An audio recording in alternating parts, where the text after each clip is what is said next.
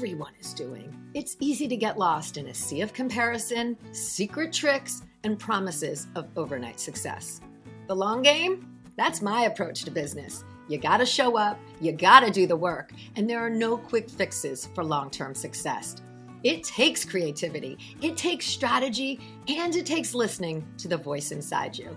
I'm a web designer, digital strategist, and energetic thinker, bringing you real-world business building experiences, conversations with creators who are out there doing it now, and ideas to spark the energy in your own business. And along the way, we're gonna have a little bit of fun as well. So thanks for being here, and let's get to today's episode. I was working with entrepreneurs. I worked in PR and marketing for fashion and pop culture. You know, I was never trained in PR. I was actually just thrown into it. It was literally, hey, we need to get these clothes out there. You know, let me start calling some people. You know, PR doesn't have to be all about who you know, although I will take an intro any day. And you don't have to have written a book or be on a TED Talk to get press. You know, those things do help with your confidence and your confidence level, but you can start pitching your business to media at any point. My guest today is Christina Nicholson, a mother of three, TV host and business owner who started her PR agency, Media Maven, after working as a TV anchor and reporter for more than 10 years. She saw the inside of things. She got a lot of pitches.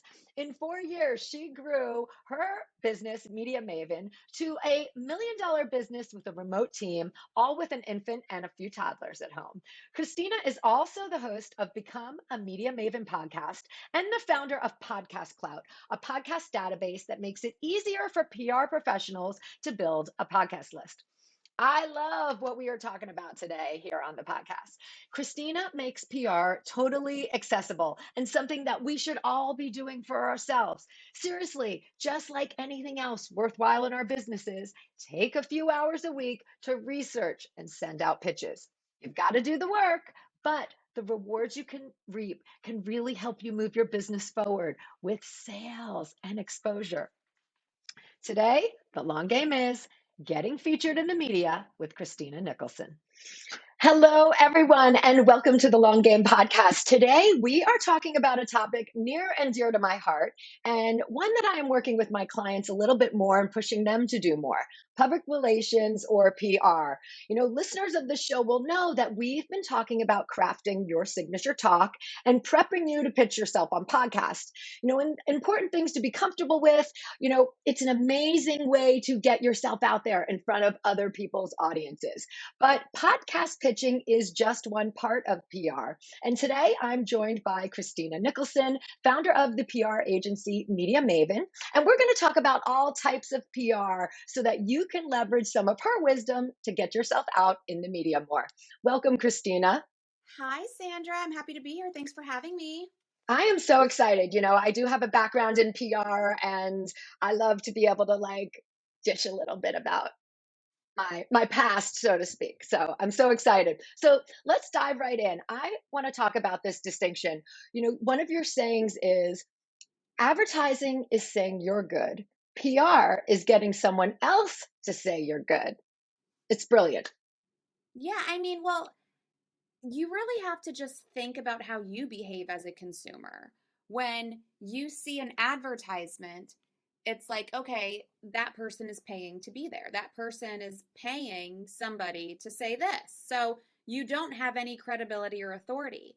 But when somebody else says you're good without them being paid to say it, it's like a third party endorsement. It's like a word of mouth referral. And we all know, that's the best kind of compliment to get, is when somebody refers you to somebody else. So that's what earning media exposure is. It's somebody who is already known, liked, and trusted saying, hey, come and talk to my audience. Then you're just going to be automatically known, liked, and trusted. Awesome. And, you know, that really goes to speak to the power of PR placements. I mean, you know, this is something we all know, right? You see something on the Today Show and you're like, wow, that's impressive. Or it really does drive traffic So, let's talk about like what is the power of PR placements? What can they really do for entrepreneurs? Like how can they help elevate what we're doing right now? Well, first, I just want to bust a myth for your listeners because I'm sure there's a lot of people right now making excuses saying, oh, I'm not big enough. I'm not making enough money. And really, you need PR to get big. You need PR to make money. You need exposure because people can't do business with you if they don't know about you. And you 100%. being a guest on a podcast, you contributing an article online, you getting a segment on your local news. That is letting people know who you are and what you do. And that is how you grow. That is how you make money. That is how you build a team and everything else that follows. So it's so big because it's the best way to reach the most amount of people and it doesn't cost you anything. And it's never too early to start, correct? Correct. I always, because again, people always make excuses on why they're not ready.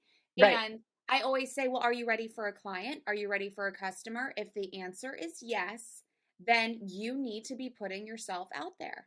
There are a lot of people who are terrible at what they do, but they put themselves out there and they earn So exposure and they have big businesses. And I look at, like, I see them, I'm like, oh my gosh, totally. this person is a nightmare. They're terrible, but they're successful because they're putting themselves out there. It may not be all bullshit, but the people watching or reading or listening don't know any better. So, like, if that terrible person, if you look at your competitors and you're seeing them in all of these places, like, it's time for you to step up your game and steal the site from them. Love it. Totally. And the in my experience with PR, there's really two elements. There's the contact in the relationship and the pitch. And so, some of this is relationship based, right? Like you get in a certain circle and this person introduces you. So, you've got to have both the contact and the pitch to land PR. So let's talk a little bit about how to create that media list. Like how to what should business owners today, like what do you recommend for them to do to start? Like how do they go out there and take that first step?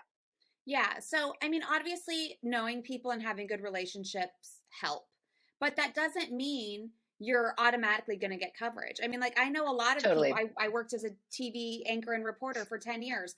I know people who work in local markets and national TV. And just because I know them, that doesn't mean I can get you whatever coverage you want. But it does help because it does set you apart from the hundreds of other people or things in their inbox. You know what I mean? Like, I know I've gotten clients coverage by sending a Facebook message to a friend. Right. So that's how it sets you apart. However, you don't need relationships to get big time coverage. You just need to have a good story. You need to you need to make sure you're hitting the right person at the right time. And when it comes to building a media list, I like a spreadsheet. I mean, I honestly, you can have different tabs in your spreadsheet. So for example, something I do when I pitch myself, it's like, okay, I can talk about marketing. So I have a marketing spreadsheet of these are the podcasts that I want to be on. One column has the host name, the other column has the contact information. I created software called Podcast Clout that does this for you, but Hmm. this is kind of like an overview. So I have the marketing tab. And then maybe I'll have a parenting tab because I'll want to talk about how I do this as a mom of 3 kids from home. And I'll pitch that angle. And then maybe I'll have an entrepreneurial tab and it'll be entrepreneurial podcast to talk about how I built my business from being a solopreneur to having a team. So you want to have like different tabs in your spreadsheet for the different angles that you're going to be pitching.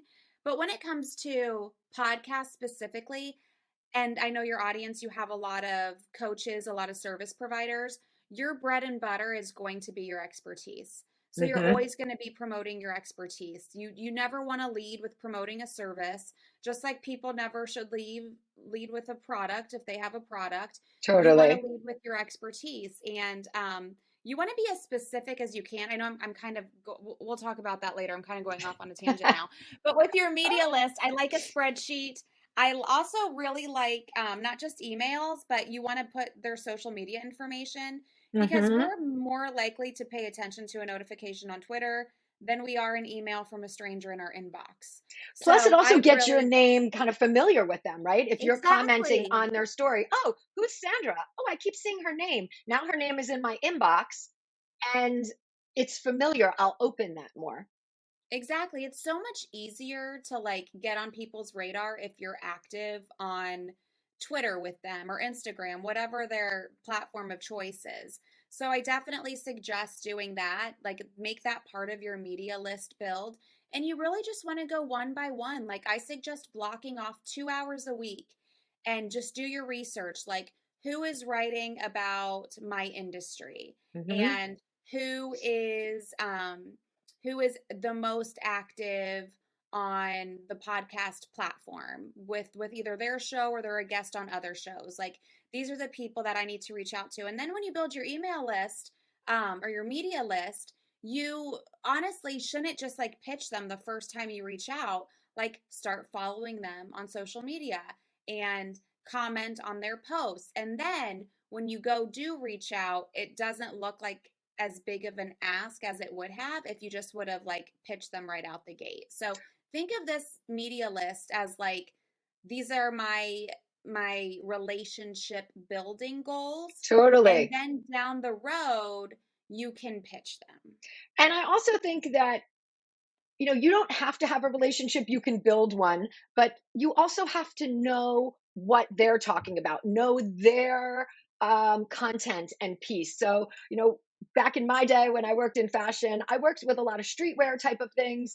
And I pitched Vogue. I didn't know anybody there, but I got an editor who paid attention, saw what was happening, came to my showroom, and I curated. I didn't make her go through the whole entire collection. I said, here are the 7 pieces that you should look at. And she appreciated that because I valued her time. I knew what her specialty was, and we got in Vogue. Like we got on a page there with a brand that people didn't know about. And so it's just the organic piece of digging in and knowing your audience in that way, a different way than your general audience, your PR audience you need to know. And you made it easy for her. That's like the biggest thing. So many people, they want this exposure, and so many feel like they're like entitled to it. Like, well, you have a podcast, it's your job to give me exposure. You have to interview people. Well, no, not necessarily. So the easier you can make it for the person you're reaching out to, the more likely you are to get coverage. And not only that, but you also have to tell them like, "Listen, I would love to share this on my social media with my email list." Like, I think it's so rude and it's so common. I don't know how you feel, Sandra, but I know with my podcast, it is so rare for people to share the episode that they're on with their audience. They're on my podcast and then they're just like, "Hey, thanks, bye." And then I never hear from them again. And I always send them an email the day it publishes. Like, here's the link. Here are some images for social media. They never share it. They never tag me to show me they're sharing it. And I think it's so insulting, honestly, because it's like I am giving you 30 minutes to talk all about you and what you do, and you're not even going to share the episode with your audience. Like, it's so rude. And it's stupid on their part because that's PR for them. Like, almost every inbound client that I get, it's because they see me sharing the media I'm in. I wrote for Inc. magazine for 2 years. I never got a client who said, "Hey, I saw this article you wrote in Inc. magazine. Let's talk." I got my clients because I shared the article on LinkedIn. And then somebody would say, "Oh, hey, you write for Inc. magazine. How can you get me an Inc. magazine? Let's talk." Right, right. So many people, like, it's just, you have to do PR on your PR. And it's a big mistake that people make when they don't. And it's more common than you would think. That is such a quotable. You have to do PR on your PR. Yeah. And let's talk about now, you've already gone into it a little bit, but when it comes to pitching, once you've got your media list and you're starting to send things out, I mean, so there's a few questions I have here. Number one is, you said, let's go follow up with people via email or connect with people via email. Like, what are some subject lines that get your email opened? And then I'm going to put 2 questions together for you. How how can you come up with an idea for a pitch that doesn't make you sound overly promotional? We just talked Mm. about, like, you don't lead with your product or your service. So, like, how can my viewers think about crafting something that leads with their expertise, even though it's not, it kind of relates to their service. So it crosses over so much. Okay, great question. Loaded Yeah, question. So totally. let's go. So with the subject line, I'll tell you what not to do. Do not write press release in the subject line because you will just get automatically deleted. I know working in TV news, like I think press releases worked back in the day. Yeah. They don't work anymore because they're long and they're boring and they're overly promotional. So just get straight to the point. You want to obviously short and catchy. I know that's cliche. Everybody says that. But like you have to think like why should people care? So for example, if it's local news, make sure you have a local element in the subject line. I do freelance reporting for a nonprofit on the island of Palm Beach, and I'm in a database to get pitches. Clearly says in my bio, I only cover things happening on the island of Palm Beach. These PR agencies, they don't freaking listen. They're pitching 1,000 people at one time, and people are pay them lots of money to do this. It's like so sad. Totally. But I can tell by the subject line, this has nothing to do with Palm Beach. Hmm. So you just want to make sure that when somebody reads it, it's like, oh, this is relevant to me. This is relevant to what I do. This is whether it's location, whether it's topic, whether it's something timely. So you just want to make sure that's in the subject line, or it's not even going to be opened because there's hundreds of other things in that inbox. When it comes to the pitch, especially for podcasts, you want to be as specific as possible. Hmm. I get pitched by people who want to be a guest on my podcast, and it's like, let me tell you how I went from 0 to 500,000 in 1 year by marketing. Well, what the hell is marketing? There's a million things under the marketing umbrella. I don't even know what you're going to talk about. Or they'll give me Right. Right. bullet points, which you should. If you're pitching, a podcast, you shouldn't include talking points. But it's like they're the most general Hmm. talking points. It's like we've all heard this shit before. So instead, if you're marketing, instead tell me you increased traffic to your website by 300% by using ads on Pinterest. Now, that's a pitch I've never gotten before. Right. Like, you want to make the person reading the pitch say, oh, I've never had this pitch before. Or if my audience is coaches and service providers, then tell me how you can build an email list for coaches without spending money on ads. Like, try to be as specific as possible because then I know what I'm going to get out of it. I know what the tangible outcomes are. So you want to be as specific as possible. Again, you want to make sure it's relevant to the area. You want to make sure it's relevant to the topic. And then you want to try to make it as personal as possible. So I can give you an example. Ooh, yes. When I first got on Pat Flynn's podcast, Smart Passive Yep. Income, Good one. I've been on a few times. The first time I was on, had no relationship with him, didn't know him.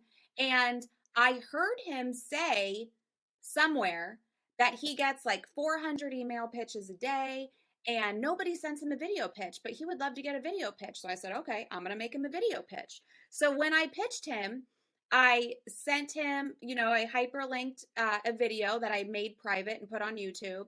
But I said, hey, I heard you say that you get tons of email pitches, but no video pitches. So here's a video pitch of me asking to be on your podcast. It was super short. It was like literally 2 sentences long, but it stood out. Well, first of all, I followed up because I saw that nobody watched the video. Right. So I you can, followed right, up you can actually check your own stats, because you use can that, see how many right? views it has. Yeah. So I when I followed up, I was like, hey, you haven't watched this yet. It only has 1 view, and that was me making sure it worked. So watch it.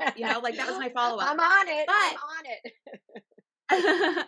but I said, I know you want more video pitches. So that sets me apart from everybody else who's pitching them because honest to God, you would be shocked at how many PR agencies and publicists will pitch the exact same thing to 1,000 Yep. people at the exact same time. Like they're all BCC'd. Yep. So when you can say something that makes it personal, that makes it like, oh, this person does know me. They are paying attention or whatever.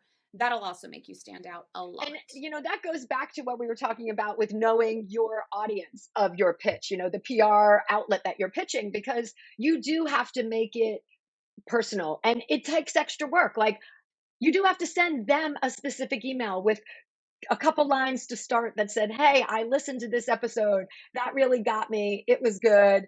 And, this is why I think I fit in." Boom, type of thing. But you need to do a little work on our part, right? As people pitching for things. You can't just BCC. They're so obvious when you get a blanket request. Yeah.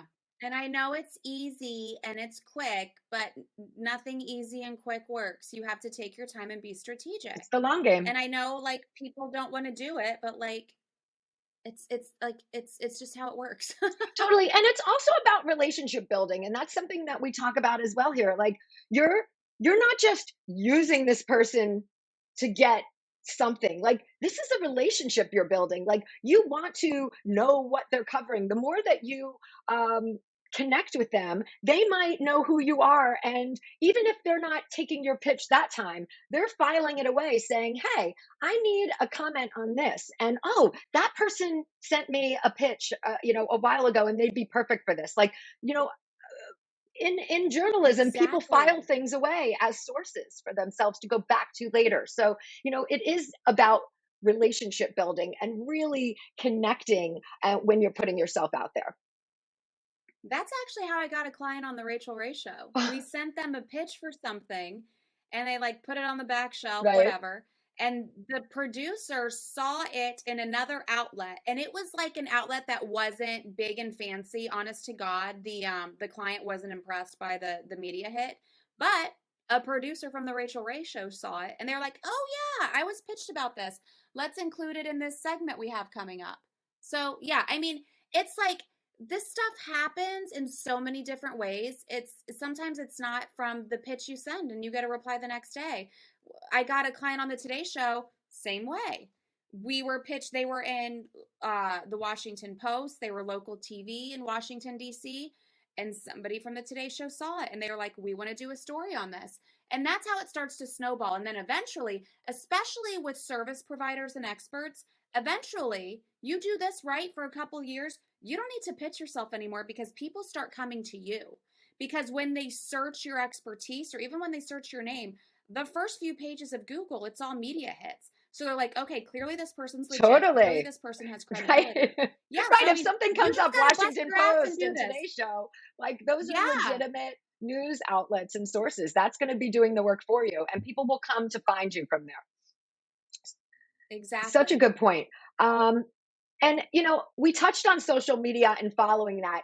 Like, I just want to go into like, do you ever pitch on social media? I mean, I know we comment. So Yes. tell us a little bit like how would that go down? Because, we're all afraid of being like, selling in the DMs. Like there's so much of creeperism going on in there. But like how does that look in a social media pitch? First of all, I love the word creeperism. Gonna use that in a sentence today. So I do this in a couple of ways. So one way, I'll just like pitch them, "Hey, I saw you just did a story on this. If you want to do a follow up, I can set you up with so and so who can talk about whatever." You do it like that, where it's like, I don't know if you would call that a soft sell, but it's really like, "Hey, let me help you do your job. I'll give you everything you need." Honestly. So that's one way to do it. Another way I did it I actually did it for Amy Porterfield. I got her booked on CNN. It was her first TV segment. And I pitched a producer, a booker, and the anchor. So I pitched those three people and I tweeted them right after I pitched them because I know their inboxes are full. So I tweeted them like, "Hey, just sent you an email about XYZ. Let me know if you're interested." Something like that. Because then they'll be like, "Oh, I am interested. Let me search for that email." So you can either pitch in a way where it's like, "Hey, saw this. You might be interested in this. Let me know." Or "Heads up, I sent you an email about something you might be interested in." So I love that though that you can pitch on social media and that whole piece of following up in another area or using social media to follow up, that's a really good tip too, because it's just a way of highlighting, hey, ding, ding, ding, I'm doing a little something extra.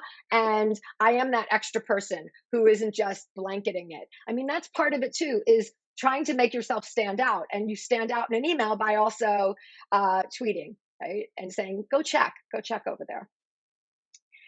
Yeah. Yeah. And then also after the fact, remember, you also need to be sharing this on social media. So when you share it and you're tagging the person, they see that. So the next time they need anything, they're going to go to you because they know you're like there to help them and you share their stuff. Totally. Let's talk how to follow up without being annoying, because like, you send your pitch, Yeah. whether it's an email, and you did the tweet, so you felt like, now I already told them twice and they didn't get back to me. Like, you don't want to be like, hi, did you, yeah, like, what is the proper way nowadays? Yeah, so I do a couple of things. One, I have an email tracker. I don't even know what it is, but I can tell if you've opened an email and if you've clicked anything in it. So if people have opened it and clicked it, I'm going to assume they're not interested. However, I can also assume that I'm sitting in their inbox and they're going to get to me later. So maybe they Totally. just don't Like, want to hey, nudge. they are interested because they did check you out. Yeah, or if they didn't open it at all, then I know I need to follow up. And maybe I could even ding them on social media. Um but I think it's important if you are pitching, you do have to make it Hmm. timely. So your pitch should essentially, again, this doesn't include podcasts because podcasts are very like expertise related, so they may not expire. And podcasts, like you record a podcast, it doesn't air for another 3 months type of thing. Podcasts are a little different. But most other forms of media, it has to be timely. So if I send a pitch today in 1 month, it should be irrelevant. Like it should expire. Like news has to be new. So you probably want to follow up, I would say 2 to 3 times. I suggest once a week. And then after that, I would move on to the next. Just because it's probably dated. And if it's not dated, it should be. And if it's not dated, maybe that's why you're not getting coverage because you're not giving the media a reason to do this story right now. So smart. Let's shift to podcast a little bit now. Like a lot of my audience, Okay. obviously, they listen to podcasts. We talk about pitching yourself on podcasts, and I've done an episode called "Your Signature Talk," where it's, I've encouraged people to map out what their expertise is, right, and that is something that they go back to talk about on podcasts, and even creating their podcast one sheet. So they're pretty well versed and ready.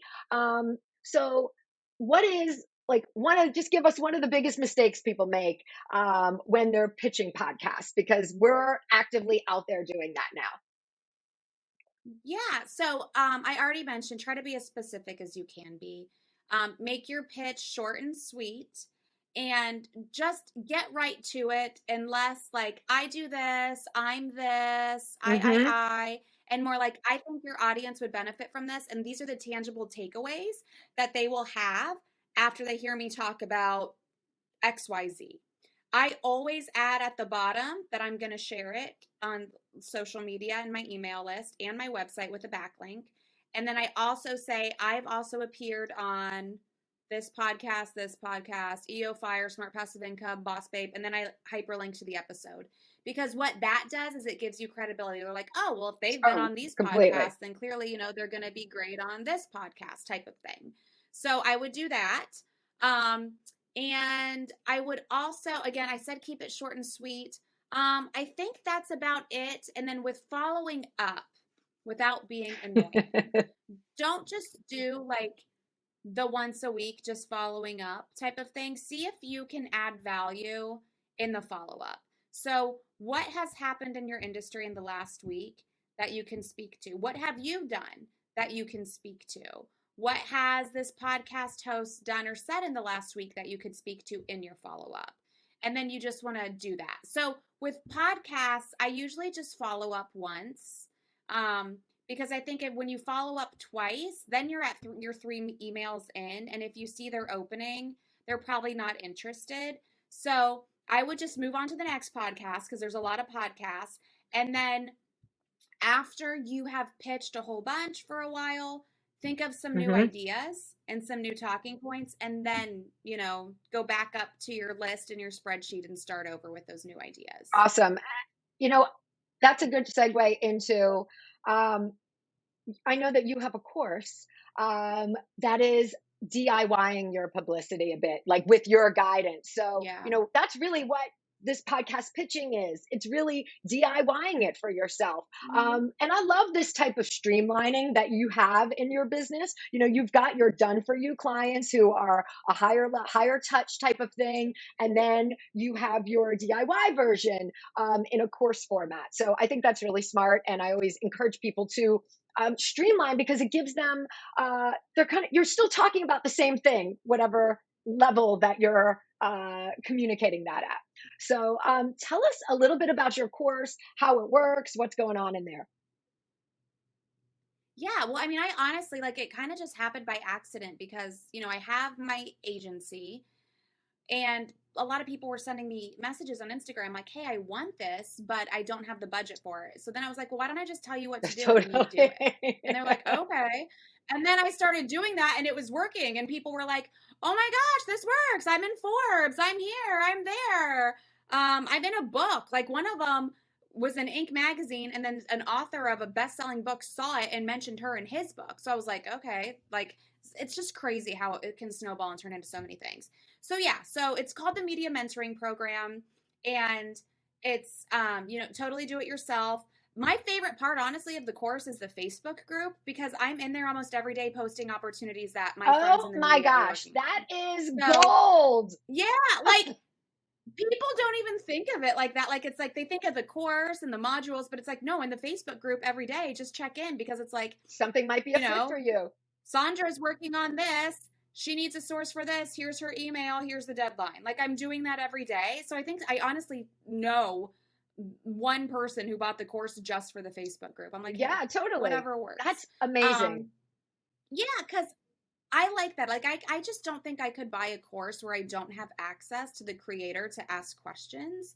So I like that part of it. And then there's also like a VIP version where we will work with you. Like if you send us your pitch, we'll review it for you. We'll make introductions to people we know. We'll get on calls with you a couple times a month. So it's just Oh, like a that's little super extra cool. help for a little extra money. And then there's the totally done for you service, but those are for larger businesses because those monthly retainers start at five Totally. thousand And dollars a month. what So I those are tell for my bigger clients too, when it businesses. comes to something like that, there's a ramp up period, right? Like, so your business has Mhm. to get to know them, has to figure out what are the right outlets and start getting the pitches. Plus, one thing we didn't mention is that even though we're talking about being timely, sometimes things don't come out for a couple months down the line. They might be working on something now, but it actually doesn't air or actually doesn't hit the page for a little bit of time frame. So, people have to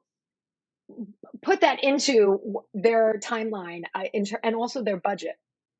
Yeah, for sure. I mean, like when Oprah does her favorite I things, was going to she's say, done with that right? by August. You don't see Yeah, you don't see it till December, but she's already like if you want to pitch her something in August Oh, for yeah, that, you've like got you're to. too late.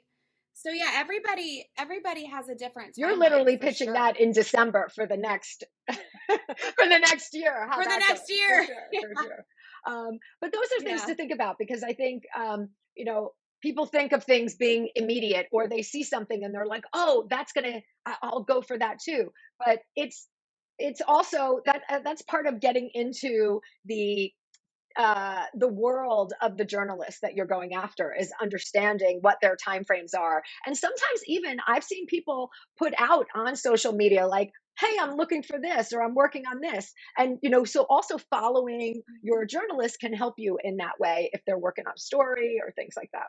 Yeah, and I mean, I think that's why, like, I'm very different from a lot of other people in PR or PR agencies, just because I look at everything from the eyes of a journalist because that's my background. Like, I Yep. didn't go to school for PR. I was in the newsroom doing the stories, getting pitched by these people all day, every day. So I really approach everything like, okay, if I was in a newsroom, then Hmm. how would I want to be pitched? What would I need from this story to actually cover it? And most of my team, they come from newsrooms as well.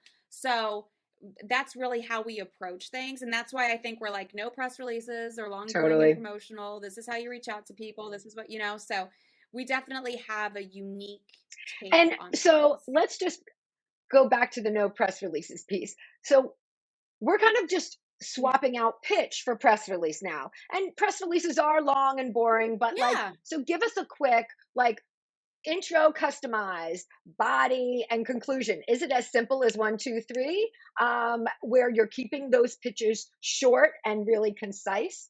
I mean, I can even offer, I mean, I share pitches that led to coverage. So, like, if you go to podcastclout.com/Pat, I give you the exact pitch that I sent to Pat Flynn to get on his podcast.